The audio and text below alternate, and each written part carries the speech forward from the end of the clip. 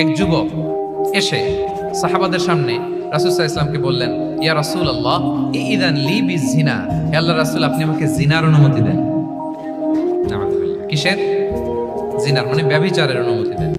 ব্যভিচার বা জিনার অনুমতি দেন। আশেপাশের সাহাবারা তো রেগে মেগে আগুন। ফাআকবাল আল কওমু আলাইহি ফাজাজারু, সবাই তাকে দৌড়ে ধরতে গেল আর ধমকাতে লাগলো, ছি ছি ছি, মাহ মাহ। আমরা যেটা বাংলায় বলি ছি ছি, আরবিতে ওনারা কি বলে? মাহ মাহ, ছি ছি। কি বলো তুমি? লজ্জা শরমের মাথা খেয়ে তুমি রাসূলুল্লাহর দরবারে এসে বলতেছো, হে আল্লাহর রাসূল আপনি জিনার অনুমতি দেন। যে রাসূল আল্লাহর পক্ষ থেকে বাণী শোনায়, ওয়ালা তাকরাবুজ জিনা, তোমরা ব্যভিচারের নিকটবর্তীও হয়ো না। আর তুমি সেই নবীর কাছে এসে আবদার করতেছো জিনার অনুমতি দেন। তারা যখন তেরে আসলো এই যুবকের দিকে, রাসূল সাল্লাল্লাহু আলাইহি ওয়াসাল্লাম তাদেরকে থামালেন, বললেন যে তোমরা থামো, যুবককে ডেকে আনো আমার কাছে। যুবককে নিয়ে আসা হলো। রাসূল সাল্লাল্লাহু আলাইহি ওয়াসাল্লাম তাকে পরম আদরে কাছে টেনে নিলেন। এবার তাকে জিজ্ঞেস